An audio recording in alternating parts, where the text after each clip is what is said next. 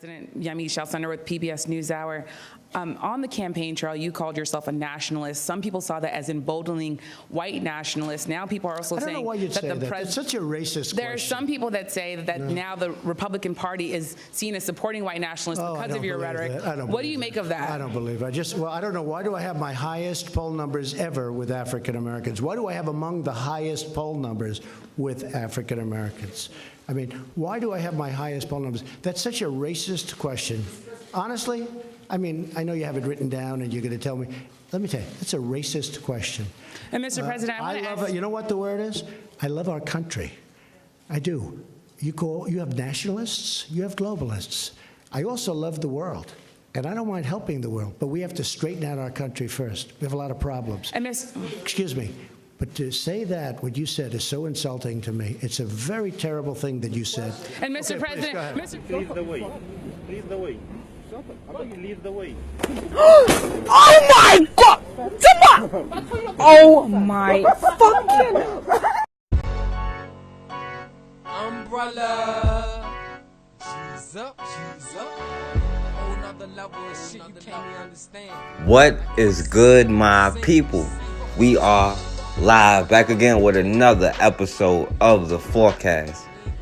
Now, there are a lot of black folk upset that more black people didn't get out and vote, and they're upset that the Democrats lost and they're blaming it on other black people, as if it's our responsibility to get Democrats elected.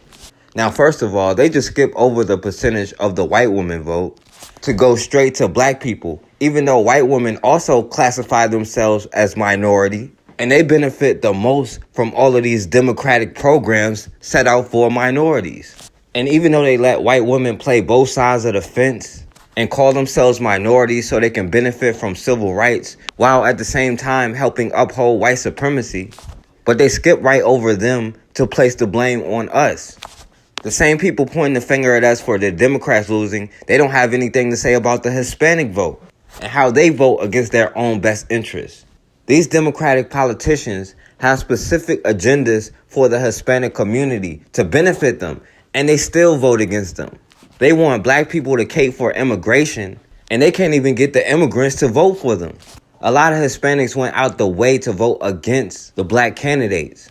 If a few more white women and a few more Hispanics had voted for them, then you wouldn't even be worried about how many black people voted.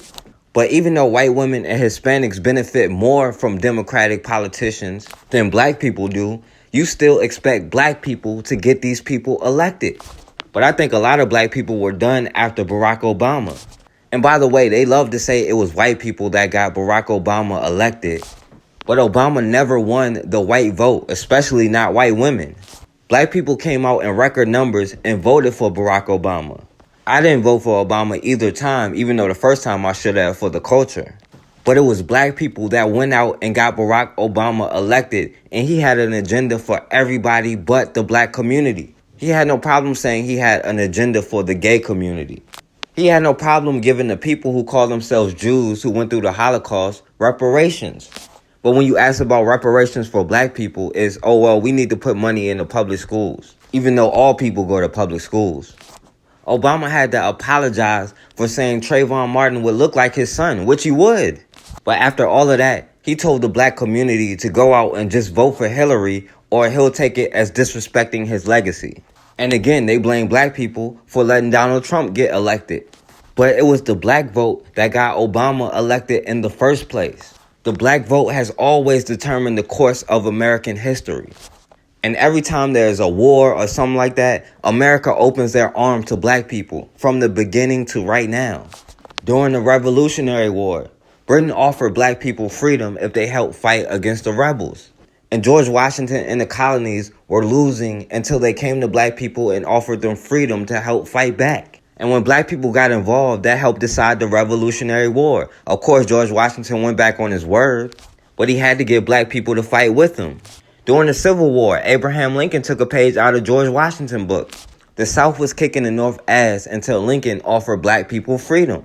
And again, when black people got involved, it decided the fate of the Civil War.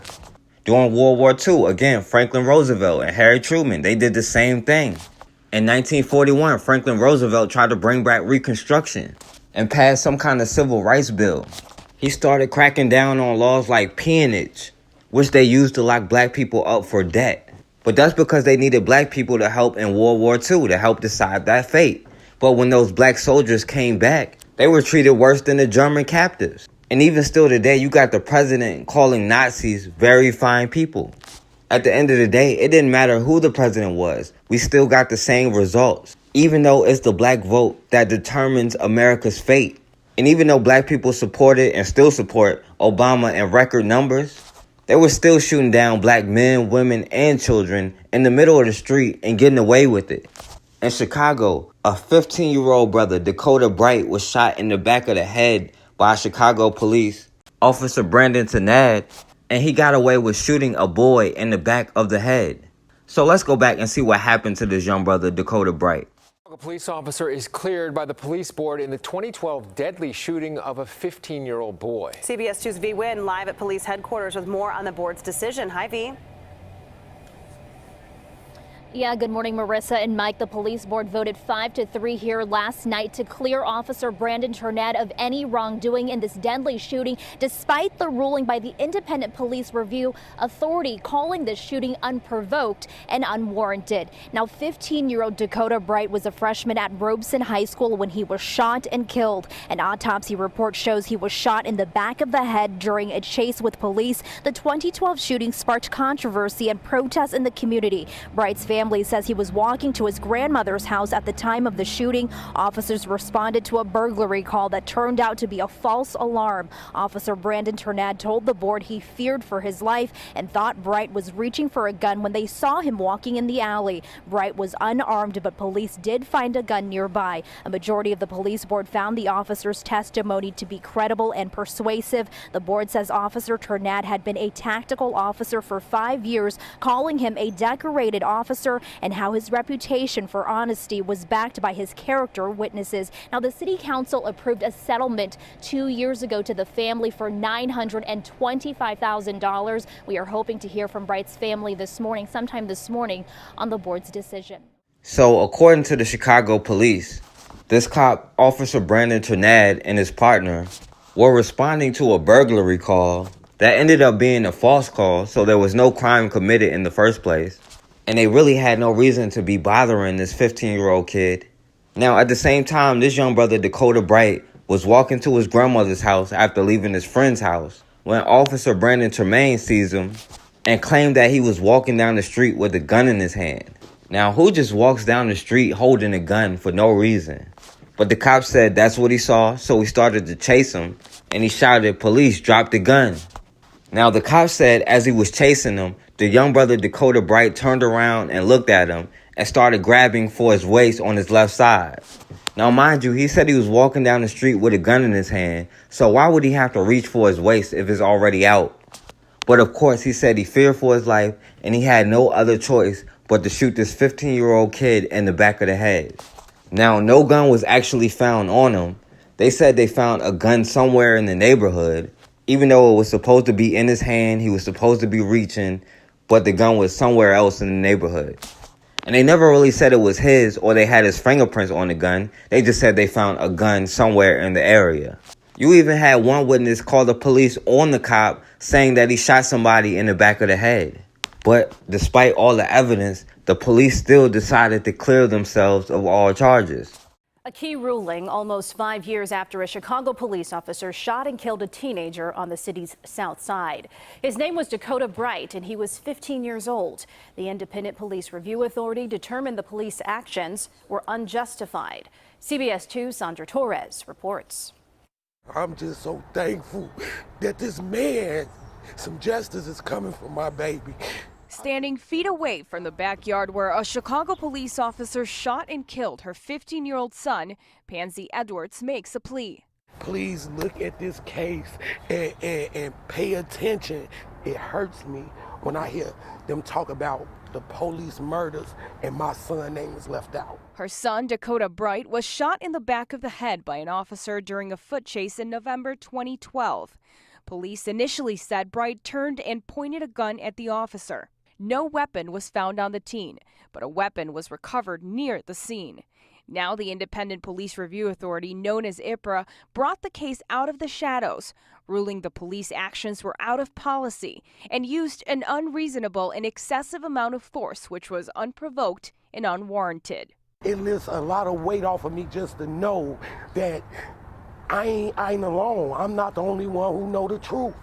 The officer's name has not been revealed. We are disappointed and we are surprised by this development. But the Fraternal Order of Police strongly disagrees with the ruling. They are opening an investigation and ruled something that is unjustified when it was justified. And they better have some very good reasons for doing it. The Cook County State's Attorney's Office says the office plans to review the case to ensure that the matter has been thoroughly reviewed in light of all available information. And Chicago police say they are also in the process of reviewing the case. So years after a police board cleared themselves of all charges, a review board finally went back and took a look at the case and said the shooting was not justified. And even though they were only asking to fire him, not charge him, the police and their spokesman was pissed even about that. Forget about charging this cop who shot a 15-year-old in the back of the head. They don't even want you to talk about firing this cop. And even though this young brother, Dakota Bright, most likely didn't have a criminal past, because that's the first thing they would have brought up, they talked about this 15-year-old kid who was a freshman in high school like he was a 35-year-old man. But they treat this grown man who was supposed to be a cop like he is the victim. They took so long to even release his name, let alone talk about his past. This cop, Brandon Temand, has a history of complaints and lawsuits against him. In the 4 years he was a cop, he had 2 other incidents where he fired at suspects, other than his 15-year-old brother, Dakota Bright. Not only did he shoot in 2 other incidents, he had 6 lawsuits and 25 complaints against him in 4 years. One of the most in Chicago police, as corrupt as they are. And all of it ranged from excessive force to illegal searches, including shooting a 15-year-old kid in the back of the head. Not only did he not get in trouble, the man is still a cop right now. And the police voted to justify the shooting for a second time, saying this cop Brandon Temand is credible and has a history of honesty, even though he's clearly lying in this case. And he clearly has a long history against him. But despite all of that, he is still employed. Well, a Chicago police officer is cleared of wrongdoing years after the deadly shooting of a teen boy back in 2012. This morning, we're hearing from the family of that 15-year-old, Dakota Bright. CBS 2's V. Wynn is live at police headquarters with details for us on this story. Hi, V. Yeah, good morning, Marissa. Dakota Bright's family settled with the city 2 years ago, but his mother told me on the phone no amount of money can bring her son back. The Independent Police Review Authority said the shooting was unprovoked and unwarranted, but last night the police board voted 5-3 to rule the shooting justified. Pansy Edwards described the past 6 years as painful for her family. Her 15-year-old son, Dakota Bright, was a freshman at Robeson High School when he died. An autopsy report shows he was shot in the back of the head. The shooting happened near 67th Street and Indiana Avenue when officers responded to a call for a burglary that turned out to be a false alarm in November of 2012. Officer Brandon Temand told investigators he saw Bright in the alley with a gun, and the teen took off running. At some point, the officer thought the teen was reaching for a gun and shot him. Bright did not have a gun on him, but a gun was recovered nearby. Bright's family says he had just left a friend's place and was walking to his grandmother's house when he was shot and killed. According to ruling documents by the police board, Officer Ternad says he feared for his life. The board heard testimony from witnesses, looked at the evidence, and found the officer's testimony to be credible. Officer Ternad had been a tactical officer for 5 years, described as a highly decorated officer. A majority of the board found his reputation for honesty was established by his character witnesses. Now, the officer was placed on paid desk duty from 2012 to 2017 pending the investigation. He was suspended without pay last November after the superintendent made a recommendation to the board to fire him. But now that he's clear, he will be back on duty and will receive back pay for the time of his suspension. Now, this cop, Robert Tremaine, has been on the police force for 4 years and has 3 shootings, including killing a 15-year-old. But the police in a dominant society protect each other, including grown men. Meanwhile, as a community, we have a problem protecting our own children. We rather argue about which white savior is going to do it for us. And we're supposed to just vote for Democrats, even though all of these things happened under Obama. And none of these cops were getting charged. But we're supposed to just be blindly loyal to people who aren't loyal to us. Obama could not say he was black. And there has never been a black president with 2 black parents who knew he was black and was proud of that. At some point, our kids' lives, our lives, have got to matter enough for us to stand up and do what we have to do. And as long as we stay divided, we'll continue to get the same results over and over and over again. And we'll be having the same conversation another 50 years from now.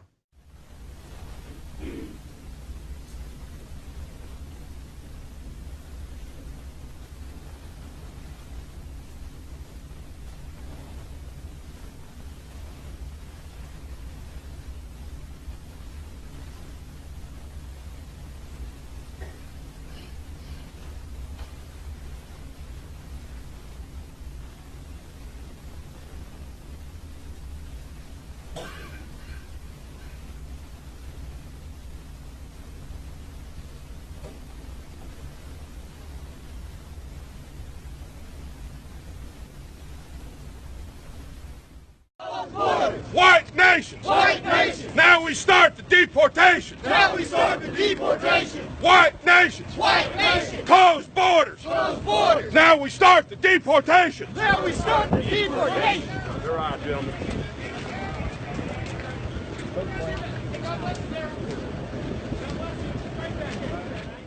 Your money bag, bitch. Here's your money back. Oh, see, you should do that. No. You the manager? Yes, I'm You should You do better that. pick this shit up. Hey, you need to get them laws and No, get y'all this don't shit need to straight. go through all You that. better come pick this Yeah, money up. that's wrong. You better come pick this money up. I want her to give me my money back in my hand. Like I gave them to them in their hand. Give me my fucking money in my I don't want to hand. get involved, but I don't think Give me my fucking money back. give her money, please.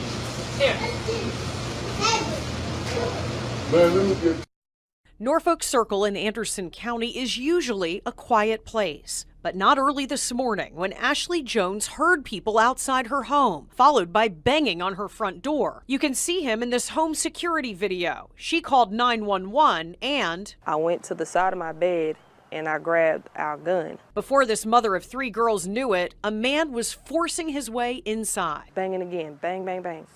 So then he kicks the door in. As soon as he kicks the door in and tries to take a step in my house, that's when I shot him and he ran off. Something just came over me and like I got calm, like my heart slowed down and I got calm and I just got focused. Deputies were on scene right away, arresting him and a woman outside. This mother says the incident has left her kids scared, but she's thankful she had protection. Because if I didn't have any kind of weapons, I don't know what I would have did. I mean, that guy was kind of big, so I wouldn't have been able to fight him off. I've never thought I would have to shoot that gun, ever. An alleged burglar picked the wrong home in Baton Rouge, Louisiana. The homeowner armed, ready, and a whole lot more. And in this age of social media, what do you think? Was it all broadcast live on Facebook? Of course it was. Yes, of course it was. So now he's got advice for others who may come a knockin', and ABC's Ariel Reshef joins us with more. Hi there, Ariel. Hi, Paula and Tom. It was pitch black out when a former East Baton Rouge corrections officer realized a stranger was on his property. He took matters into his own hands, but first he made sure the cameras were rolling. I don't give a. You stay where you are. This dramatic Facebook Live video capturing the moments after an attempted break-in at a Louisiana home. Stay on your face. Stay on your face. Caesar Ray, a former corrections officer, rushing onto his porch, rifle in hand, after his neighbors called to warn him a suspicious man was on his property. No, kid, you just tried to break into the wrong house. You just stay where you located, right there. Don't move. Who are you here with? A suspect appearing from the dark. Oh, we called for somebody. We got somebody coming to get you, partner. I know police gonna be taking you tonight. Where are your shoes? The man on the ground, Roberto Garcia. Ray and his family waiting for authorities to arrive. When I came around the side of the house, he was pulling my screen off right here. So I put cuffs on him, so I don't know. I didn't check him thoroughly. The tense 7-minute ordeal ending with Garcia arrested. Ray thankful he caught the intruder just in time. Be vigilant, be observant, especially when you're coming home. Before you just pull in your driveway, I would say look around, especially in the dark areas. Don't just jump out of your vehicle. I know police gonna be taking you tonight. That's good advice. The suspect has been charged with 2 counts of burglary. He's being held on $20,000 bond. Guys, Ray urged anyone who does not have a law enforcement background to refrain from doing what he did. Well, it looks like it was a family affair. It was. The whole family was on the porch. There. Yeah, the daughter, the wife was out there too, but they were getting that guy off their property. Yeah. So be vigilant and also make sure that your phone is charged just in case you want to Facebook them. Yeah, exactly. Right? And have a law enforcement background while you're doing it. Awesome. Not for a charcoal grill. No charcoal grills are allowed. You're scared. Please leave me alone. You're white. African American. Illegally selling water without a permit. But with cell phone cameras and social media, calling 911 on your black or brown neighbors just isn't what it used to be. Hi, I'm Niecy Nash, actress, inventor, and advocate for not calling 911 on black people for no goddamn reason. I'd like to introduce you to a radical new product that will save you all the headaches of being filmed and outed as a racist douche. It's called 1-844-WHITE-FEAR, and it's revolutionizing the way racist white people cope with black people living life near them. 1-844-WHITE-FEAR. There's a black guy outside my neighbor's house, and he's walking around. Our experienced staff have been living while black in America their entire lives. Darren here is a former Obama aide who had the cops called on him for moving into his new apartment. Yes, that is actually your neighbor Michael. Yeah, no problem. Our records are actually showing that's actually his boat. Yeah, I know. Black people have boats too now. Studies show that people of color are more likely to be arrested, convicted, and serve longer sentences than white people for similar crimes. So calling 911 for non-emergency situations is really just a move. I got so scared when I saw a black guy walking around outside, and so I called 1-844-WHITE-FEAR, and it turns out we're neighbors, and I'm a racist. Now, black people have been helping white people be better since always. So, she's looking around and standing there? Regular Frisbee or Ultimate Frisbee? Call it when black people are having a barbecue, taking a nap in a rec room, mowing the lawn, waiting for a friend at a coffee shop, golfing, shopping, enjoying a vacation at their Airbnb, going to work, coming home from work, working while at work, campaigning for office, swimming with socks on, delivering newspapers, buying a house, selling water, parking their car, using a coupon, and so much more. 1-844-WHITE-FEAR. It's a real number for real white people who should mind their own damn business. What's going on here? If you've been a victim of 911 harassment, please email us at 844-WITFEAR@nytimes.com. What do you think? What's it take? He likes that one too. He likes it too. It's like a sorbet, so... You know what I think it is? It's those hot temperatures that we've been experiencing here in Southern California. It's that as well. Oh, you want me to take it? Maybe try it before your dog has it, rather than after. I have it all the time. Yeah. Delicious. It's really, really good. It's seriously. It's like an ice cream party in here. It is. You can find Billy and Margot pet foods exclusively at PetSmart. Go to billyandmargot.com to find the location that's nearest you, or you can always order online. All right, and we back on the forecast. Now, at some point, we're going to realize that we have no other choice but to learn to protect ourselves. We are going to have to protect our children. And we should want to be able to set our children up with the most prosperous future they could possibly have. But we have so many divides in our own community that makes it seem almost impossible for us to have unity, whether it be religion or politics. But of course, one of the most important divisions is between men and women and the gender wars in the black community. Because at the end of the day, we need each other to be successful. There's no way around it. I don't think there's a way one side could be lifted up if the other side isn't. And that's been one of this country's main goals from the start, to elevate one gender over the other, when it's not hard to understand that you need the balance of both. But instead of going at the root of the problem, we blame each other for the symptoms because it's easier. And in reality, both sides made mistakes. But I've never seen this much of a concentrated effort to keep a people divided so much. We have been uniquely attacked, different than anybody else in human history. And going back to slavery days, they would take the biggest man and beat him up in front of everybody, especially the women and children. They began the programming of making us all see black men as weak. And as black men, we do have some responsibility there, because you never let another man come into your house and take your wife whenever he wants. And I think a lot of black women have resentment even going back to that. But we don't hear the stories about how there were black men who fought and died trying to protect themselves and protect their women and children. There were black men who risked everything to get their women and children freedom. That's why they say there were so many black slave owners. Most of those were people who bought their wives and children. So technically, yes, there were their slave owners. But we allow white men to rape black women to the point where it changed the DNA in black people. There's a reason America created the law, you are what your mother is. But even after slavery and Reconstruction into Jim Crow, black men and women still managed to work together. A lot of our history has been taken from us, but we can still learn from the history that we do have, that we know about us in America right now. We talk about black unity as if it's impossible, when in actuality, up until integration, our people were unified. During Jim Crow, we understood how America sees us. They hated us so much they wouldn't even accept our money, so we spent it with each other. And black families were the most together. The problem was, they were still facing so much racism and so much violence. There were more lynchings than ever in American history. There was mass incarceration. And when they saw how successful we were when we were minding our own business, it drove them crazy. They did everything they could to destroy it. They came in, they burnt many cities to the ground. They killed many people. And don't be confused like black people weren't fighting back, because they were. And whatever cities they didn't burn down, they just built a highway right through the middle of it. Now, after they've destroyed their businesses, their homes, and they used their unions not to hire black people, and just completely economically starving out the black community, then they came to black women and said, well, we'll let you live in these apartments over the houses you had that we burned down, and give you free food and call it food stamps. We'll even let you go to the doctor whenever you need to.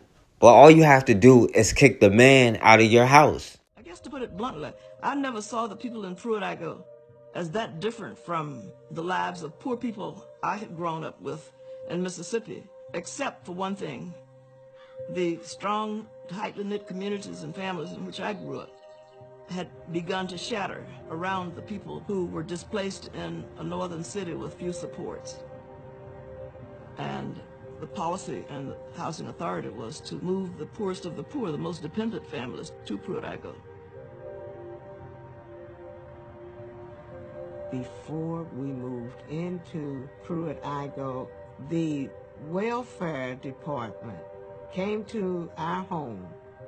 They talked with my mother about moving into the housing project, but the stipulation was that my father could not be with us. They would put us into the housing project only if he left the state. My mother and father discussed it, and they decided that it was best for the 12 children for the father to leave the home. And that's how we got into the projects. The welfare department had a rule that no able-bodied man could be in the house if a woman received aid for dependent children. If a man lost his job, he's looking for work, he still had to leave the home. And there was even a night staff of men who worked for the welfare department whose job was to go to the homes of the welfare recipients, and they searched to find if there was a man in the home. Sometimes men came back at night to be with their families. Some were found in the closet hiding. I remember vividly my mother telling us, if white people come to the house and ask you guys questions, tell them that your father is not here. Tell them that your father has never been here. You have not seen your father. I trusted her. I knew that there was a reason that we had to do this charade, and I participated in the charade. I sat there and looked those people in the eye and told them with pure earnestness that no, I have not seen my father, and no, my daddy does not live here. And but I knew that I was lying, and that made me wonder, who are these people and how do they have the power to make my mother lie?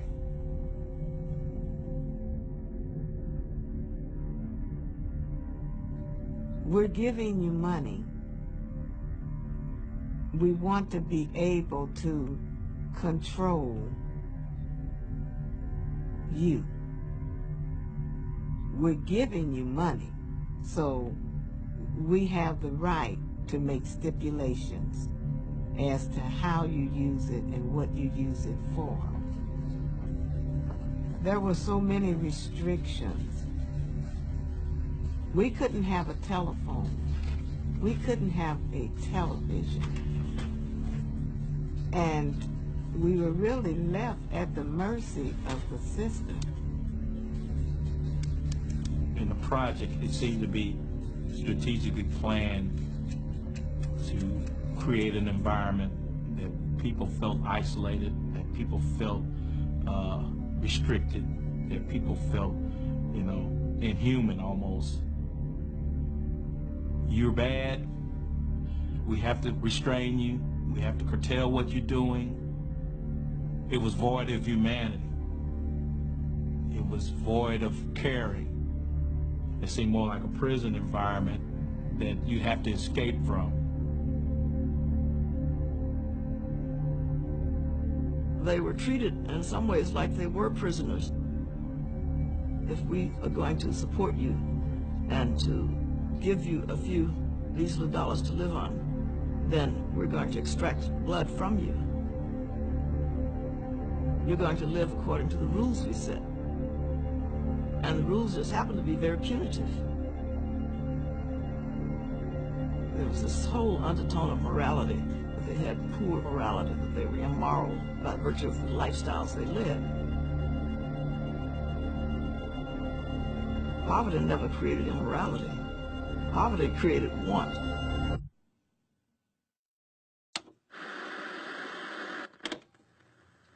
When we first moved in the projects, we couldn't have a television. Here it is. And then my mother got a letter that we could have TV. Barbie's dream house is a wish come true for both of you. And look. I was always interested in the family programs. Programs with fathers. My Little Margie, where the father was so involved with his daughter. When I looked at those sitcoms, I just felt like this is the way white people lived. Because black people, from my experience, did not live that way. And I never questioned, I never wondered why. I just figured this is how it is.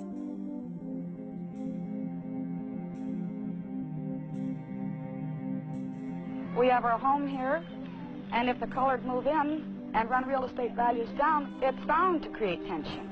And you will have, well, I think their aim is mixed marriages and becoming equal with the whites. Well, I just could not live beside them. I don't feel that they should be oppressed. But I moved here, one of the main reasons was because it was a white community. And that's the only place I intend to live. Now, while I do agree that they should not have accepted any kind of deals with them, you got to understand, if you're somebody who has a baby, your home is destroyed, your business is gone, you don't have a job, you don't have any money, I can understand the circumstances for somebody in that position. Even though black women could have said no, black men could have said no, but the system was designed to put them in that situation. Now, first of all, understand this. The white middle class was built off of welfare. They had redlining grants, the whole nine. In fact, the black communities were the only self-made communities in America because they had no other choice but to sustain themselves. And as welfare decreases, so does the white middle class. And up until 1964, when good old LBJ had the war on poverty, the black family was the most intact. And then after all of these civil rights bills, then we started hearing the talking points about single mothers. Now understand, single mother does not mean your child does not know who their father is, or that they have a good relationship with their father. It just means the father and the mother isn't married. And that could be for religious reasons, or because they're against getting the state involved in their business, or whatever reason they may have. And all throughout history, they've already been portraying black men as horrible fathers, no matter what has been happening. But Daniel Moynihan and the Moynihan Report gave white society's talking points a whole new life. Theirs, they say, is a different world about which white Americans have bothered to learn very little. Indeed, the first thorough study of Negroes and how they live in this country was completed only a few months ago. Our government, which conducts detailed surveys of everything from sugar beets in Colorado to social habits in Cambodia, had never before taken a close look at the 21 million Negroes of America. Daniel Moynihan, until this summer Assistant Secretary of Labor, was in charge of the study and was staggered by it. Moynihan says the Negro family structure is collapsing, and we asked him the reasons. The first is, remember that American slavery was the worst slavery the world has ever known. We can't get that into our heads because the standard of living of the slaves was high, perhaps. We don't see how awful it was. We deprived them of the sacraments as Christians. We deprived them of any institutions as family life. We deprived them of any rights as human beings. There's a very long and complicated history, but we did. There's no other slavery like it in history. And there was no Negro family at all in the slave world. Secondly, segregation and the great humiliation of Jim Crow was a brutal assault on the personal integrity of the Negro male. I mean, he was the man who took the brunt of it. Thirdly, urbanization poured into the cities. Don't forget, the Negroes of our time, because they're Americans, we don't see them as immigrants. The Negroes in Watts were immigrants, just as much as the Italians or Irish or whatever who poured into the cities in the 19th century. And it wasn't a very pretty sight in New York in 1870 either, let me tell you. The families break up when they leave countrysides, rural peasant life, and sort of dump into slums. Fourthly, unemployment. We have had 35 years of disastrous unemployment. And for the Negro male, he has never gotten over the Depression. He had 4 fair to middling years in the Second World War, and maybe a good year in the Korean War, and that's it. It's getting better just recently. But by and large, it's been going on beyond the imagining in the white world. I mean, rates of unemployment, teenage unemployment in the white world, in the Negro world today is almost 25%. Can you imagine that? That is a social crime. That's an outrage. There isn't a society in the world which will let 25% of teenagers go unemployed. About a quarter of Negro families are headed by women. The divorce rate is 2.5 times what it is. And all the number of fatherless children keeps growing. And all these things getting worse, not better, over recent years. It's not a matter of a bad situation that doesn't improve, but rather a bad situation that worsens. Got to get that clear. It's getting worse. How'd you learn how to behave? From your father and your mother and your older sisters, maybe, and the people around you. Well, supposing there is no father, or if he is a father, he doesn't work, where there is no education, where there's no sense of getting ahead, where children are just brought up without any of that support which a family gives it, then what do you end up with? You end up a cycle reproducing itself. The thinking of the entire nation must be changed as the goals of the Negro community move from liberty to equality, says Daniel Moynihan. No group in our society is satisfied if for many, many years, for generations, the competitions of life always end up with them as the losers. Now, equality isn't a demand that everybody live the same. That's a flat level of existence. That's not the thing at all. What is true is a demand that, given one group of people, that you distribute success and failure and distinction and anonymity and affluence and poverty about the same way it's distributed in other groups. We've got to get men to work. A man can't run his family if he doesn't have a job. It just starts there. Is there any secret to that? I mean, do you have to have sociologists tell this country that? No. Creating jobs for men is no secret about it. We know how to do it. We've just got to get it clear in our minds. Either we do it, or we're going to spoil this beautiful country of ours. And that means spoiling those pretty white suburbs just as much as spoiling those nasty and ugly places like Watts. Now, understand, this report is where a lot of the modern day talking points came from. About the deadbeat absent father, about the single mother problem in the black community, about how black people are naturally dependent on welfare, all in the middle of the civil rights movement, where black men and black women were working together for black people. And for the most part, we were still on some kind of code. But they countered the civil rights movement with integration. And our parents' generation, the children of integration, they were the only generation that didn't understand how America sees them. They bought into the illusion of inclusion. And then on top of that, during the 70s, you have the feminist movement moving in. And they basically took over civil rights. And now white women benefit the most from it. And they help push the propaganda that you don't need both the mother and father to raise a child. Then once the crack epidemic hit in the 80s, we were at the worst place than we've ever been since slavery. And of course, with all the war on drugs throughout the 60s, 70s, and 80s, and then the Clintons coming in the 90s and had the war on drugs times 3, a lot of people from that generation did have absent fathers. Their fathers weren't around. It wasn't because it's naturally that way. There was a systematic effort by the most powerful government in the world to create these circumstances. And now all you hear about is the absent black father. Conducted by the Center for Disease Control, the myth that black men are absent fathers was dispelled. When news outlets report on black fatherhood, it's often depicted as a crisis, further reinforcing the idea that black men are not there to raise their children. But the data that the CDC gathered paints quite a different picture. In the study built upon years of research, the results indicated that black dads are actually more involved with their kids on a daily basis than other racial groups. From changing diapers to playing with their children to helping with homework, black fathers were statistically more hands-on than white and Latino fathers. Tara Culp-Bressler of Think Progress noted that equal numbers of black dads and white dads tend to agree that it's important to be a father who provides emotional support, discipline, and moral guidance. There's one area of divergence in the way the two groups approach their parental responsibilities. Black dads are even more likely to think it's important to financially provide for their children. The study also compared dads that were living with their kids and those who were not, and black fathers were still significantly more present. So for those arguing that the turmoil occurring in places such as Ferguson, Baltimore, and black communities across America is a result of absent, ineffectual fathers, I'm talking to you, Rand Paul. Maybe it's time people stop pointing all the blame at underprivileged parents who are just doing their best to raise their children and take an honest inventory of what's really holding these communities back. Now, understand, during my generation, it was the worst since slavery as far as black fathers. I was one of the only few people I know that had both parents in the home married.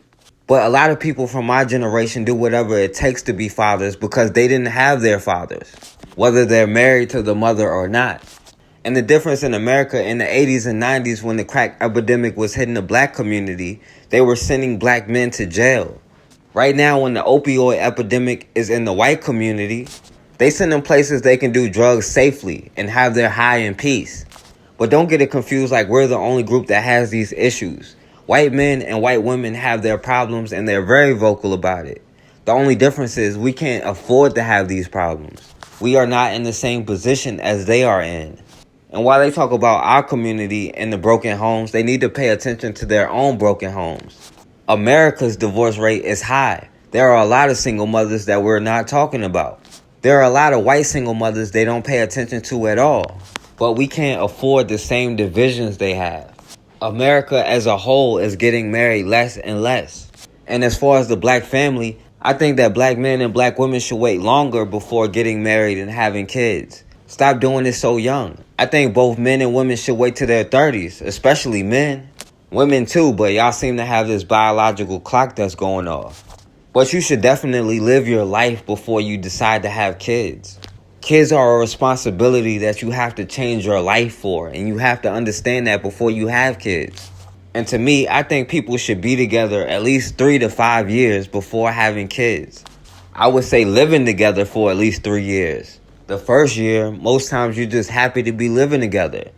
By the second year, little things start to get to you. Like they may leave their socks on the floor, or they put their drink on the table without a coaster or something. By the third year, you'll know whether you'll be able to live with somebody for at least the next 20 years. Because if you have a kid together, the best situation is a mother and father in the home living together in a happy, healthy relationship, where children can see how a man is supposed to treat a woman and a woman is supposed to treat a man. Because the home is where the most changes can and will happen. And the more we feed into the gender wars, and the more we let the state and the dominant society determine our relationship with each other, the worse off we're going to be. At the end of the day, we're all we got. One side can't do it without the other. And as long as we have all of these tribal differences, we'll never be able to change our future. This country is still got a strong and persisting streak of racism in it. And it gets to all of us. It's not just that we are all racist, but we are so easily willing to go along with racism. And none of us who isn't guilty of this. Here in your own Congress, you know it's riddled with it. And yet we live with it. I happen to be vice chairman of the President's Commission on Pennsylvania Avenue. Not long ago, I was talking to an official of the Congress about part of a plan we have for building a cascade down the west side of the Capitol Hill, a plan which L'Enfant had proposed years ago. And this official said to me, I don't think the members are interested in this. They just figure it's another place for nigger kids to swim in. That was a very attractive remark, but my reaction wasn't very attractive. I sort of smiled weakly and tried to go on to the next subject, but I should have walked out of the room, because we teach ourselves to live with it. If I feel it's denigrating, I won't do it. And if I feel that I'm going to do it, then I'm going to do it to the best of my ability. Lear had just the project for Esther's abilities. He, Michael Evans, and writer Eric Monty began to develop Monty's The Black Family script, but they soon reached a creative impasse. One note that I got every meeting was, you got to get rid of the father. A strong black man is not funny in a sitcom. And I was in a no, we got to have the father. Despite some misgivings, Lear took the script to Esther role. The actress agreed to star in The Black Family under one condition. The father had to stay in the script. I introduced the black father to this country. There never had been one in the whole of the country. And I risked my job by saying I won't do it unless you give me a husband for my children. I want to give you a tour inside what would be the nation's first safe injection drug site if this is eventually opened. Right now this is just a prototype. You walk in, you'd be able to wash your hands before going to this supply center, and they have basically everything that a drug user would need, and several different sizes of syringes so people can take their pick, and then all sorts of supplies over here, including tourniquets in case people want to help find a vein, clippers to be able to warm up your heroin, all these things that is involved in that lifestyle that even for me looking at it at this point is a little bit jarring. But this is something that is a part of life for people. Just working around other media here, but moving on, these stations are where people would be able to shoot up and basically be left alone. But you see these mirrors here, that is where trained medical personnel would be able to observe them while they're doing so to make sure that they're not having any sort of medical emergency and overdose. And they have antidotes for heroin overdoses here on hand, as well as oxygen tanks. I want to show you this.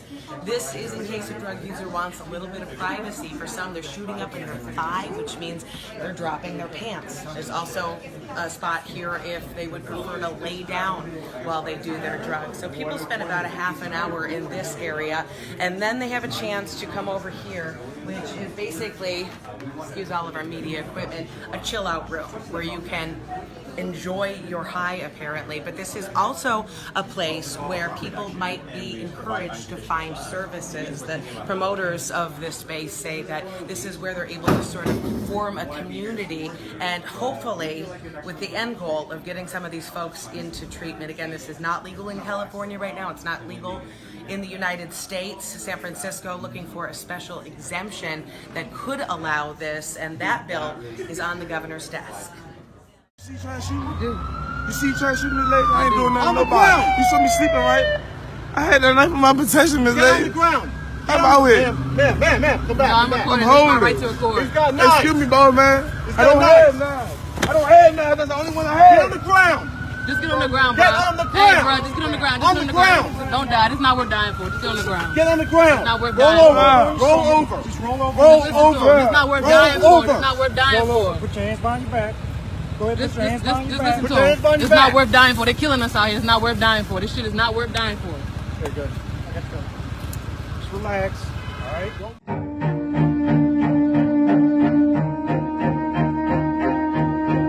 You see you trying to shoot me, lady? I ain't doing nothing to nobody. You saw me sleeping, right?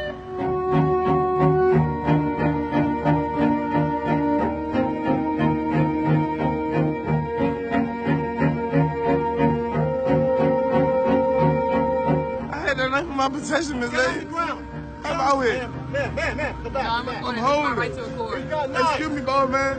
I don't have knives. I don't have knives. That's the only one I have. Get on the ground.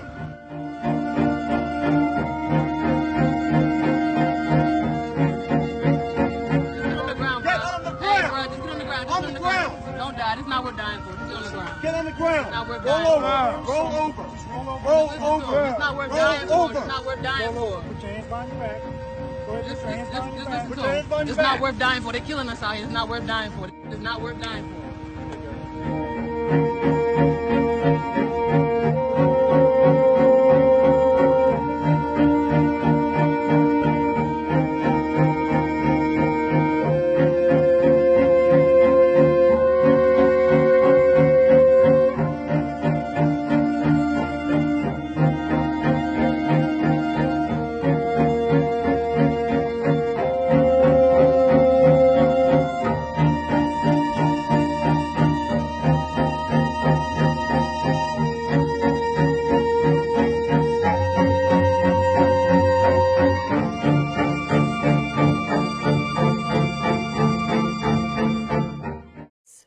If you're a woman of color in this country, especially if you're black, your odds of dying in childbirth are 3 to 4 times higher on average in our country. Why? Because you're not talking about access to health care. You're not talking about money or education. No, and this is going to be hard to hear.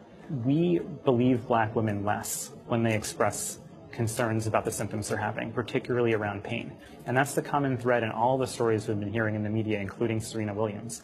Yes, even Serena Williams, the world-class athlete who developed a pulmonary embolism after giving birth to her daughter last September. We had a lot of complications, but look who we got. She says that had she not insisted on receiving a CAT scan, she could have died. We're leaving the hospital after 7 days, 6 days. It's been a long time. You know, I'm not even back inside the house yet. And I'm doing a shut the fuck up right now, okay? Look, I just went by a post where somebody said, how can we keep a president who hates everything America stands for? Can we just back up a fucking second here? What is it that America stands for? Can someone help me with that? Because I seem to be missing that entirely. This is what I see America standing for, okay? You know, people who live that dream that we're a force for good, those people are delusional. They need some serious intervention, mental health help, medication. Maybe they need to smoke marijuana every day to get a grip on reality. I don't really know. But what America has stood for, we started with annihilating 100 million Native Americans to take over this land. That's what America stands for. We now know that Pearl Harbor was a setup so we could get into the war. We now know that 9/11 was an inside job so we could build an appetite for never-ending war on terror. We support Israel, a terrorist state who is literally committing genocide in Gaza. We support the proxy war on Yemen, where we are killing innocent women and children and causing disease like cholera at rapid paces. I don't understand what the fuck people think we are in this country, but people better shut the fuck up and wake the fuck up pretty soon, because we are not what everybody says we are. We are not the big flag waving, everybody is loved, everybody has a shot in America. No one's got a shot in America anymore, idiot. No one. The only people that have a shot in America are the people making 6 to 7 figures. I don't think that's you. I definitely know it's not fucking me.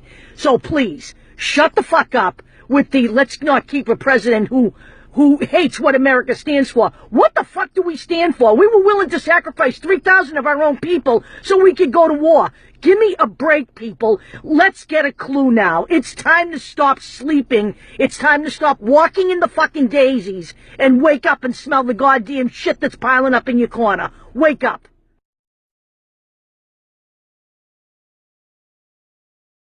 All right, and we back on the forecast. And I want to say RP to the young brother Dakota Bright and to all the ancestors. And while we sit here and still be divided and still into our tribalisms and argue about voting or just blame each other for the situation we're in, things are never going to change. We have to focus on the root of the problem.